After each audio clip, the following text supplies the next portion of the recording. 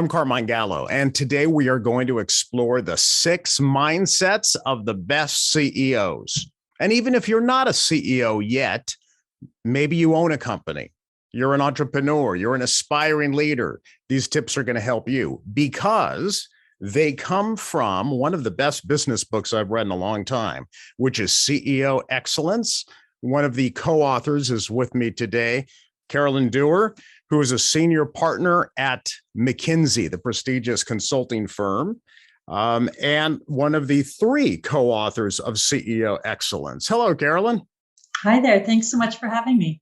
Excellent book. As I mentioned, I read a lot of business books. Sometimes I feel like I have to read them and it's hard to get through. But when something this impactful comes along where there's something new and insightful in every chapter, excellent. I'm very, very happy that it's a best-selling book. It deserves to be a best-selling book. You open the book with a quote by Aristotle, which I love. And it says, "Excellence is never an accident." Carolyn, is excellence a habit that any of us can cultivate? I think so. And that was part of our hope in this book. There's so much mystique around the CEO role, but as you say, leadership roles broadly. And we really were privileged to sit down and talk to these nearly 70 CEOs and pull back the curtain a little bit and say, what's it really like? What tips and hints would you have? What do you wish you'd known? And I think the reason they did it is they were excited to pass down that wisdom, right? So that we can all learn and everyone doesn't have to figure it out on their own. And you're not just identifying the mindset of great leaders and these global CEOs who you've identified and interviewed and studied. You're suggesting that we too can become great leaders if we adopt the strategies and the mindsets.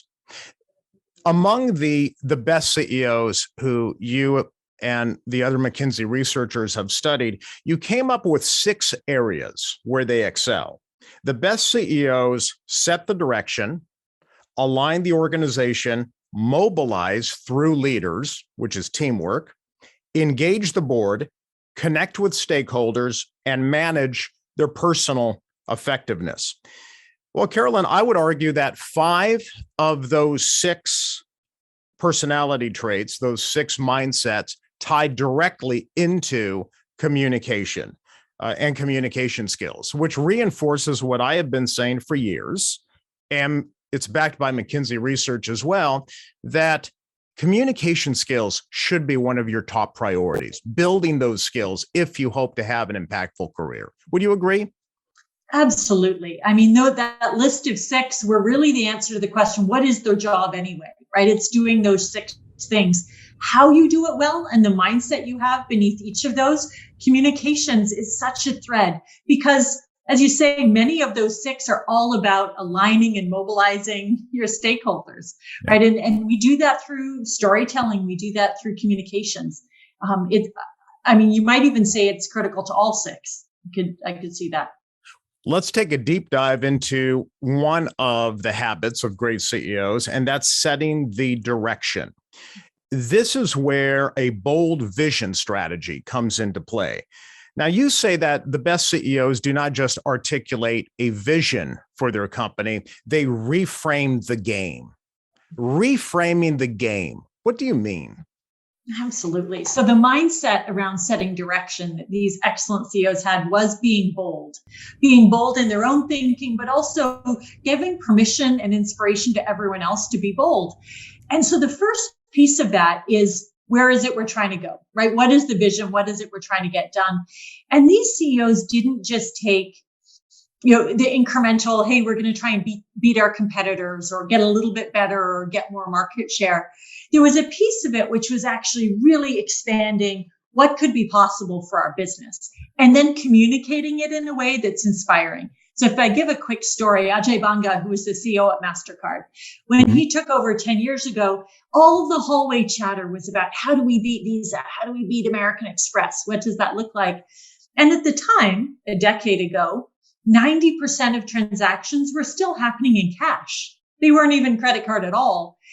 And he sort of pointed out to the organization, we're missing the bigger game here. We're all quibbling and trying to get market share. We should transform transactions. And that opened up all kinds of moves into digital and all those things. And this phrase of we need to kill cash, that was the phrase he coined, just resonated throughout the organization and gave people permission to think really differently. I like the MasterCard example, and you have so many other examples of reframing the game, reframing the vision. I especially like Mary Barra at General Motors. She's another good example. I think the average leader would have had the vision of, we're going to build or rebuild a auto company that's going to be the best in Detroit or the best in America, a dominant car maker.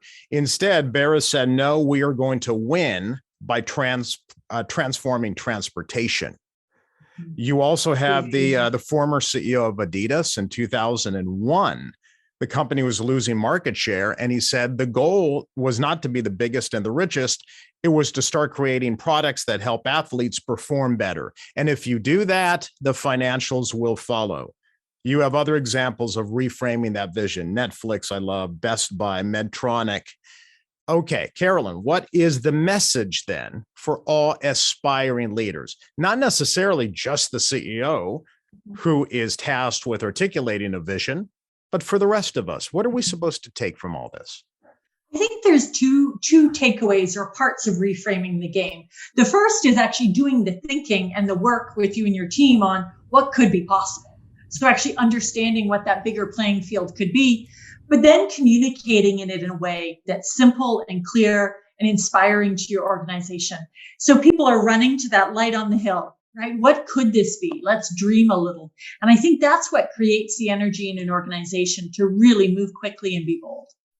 Carolyn, I'd like to talk to you about storytelling. And this is a skill that McKinsey said is a future-proof speaking skill. This came from another piece of research out of McKinsey. How does a senior partner like yourself at McKinsey, talk to the CEOs you advise about storytelling?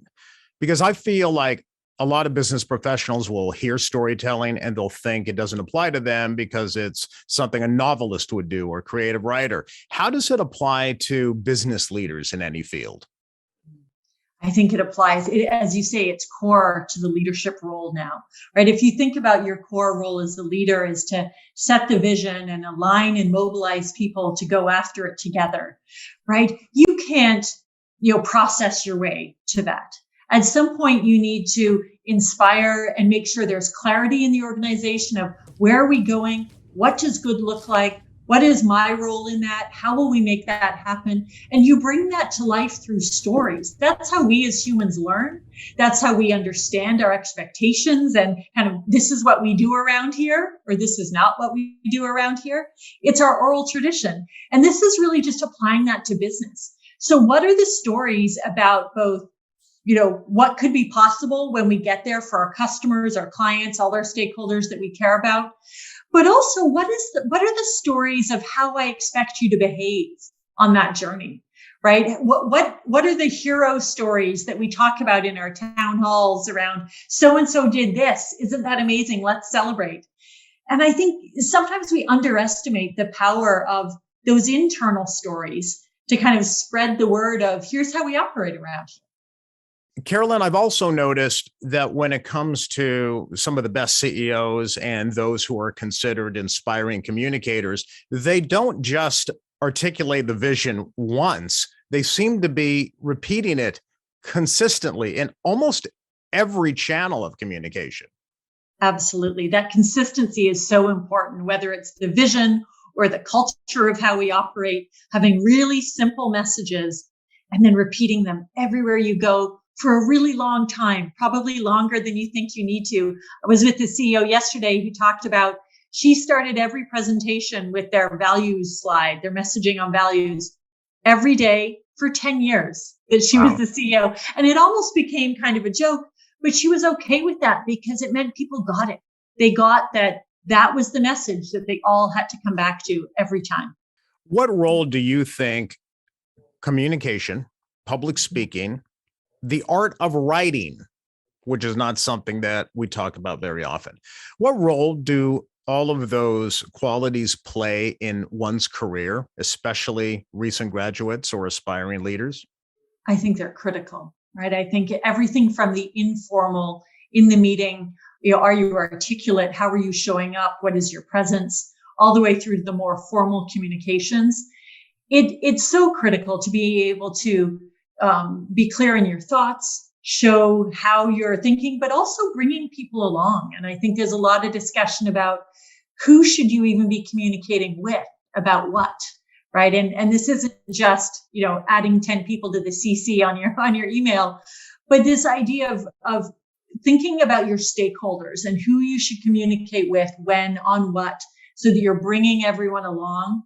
The world's too complex to just wait for some announcement, right?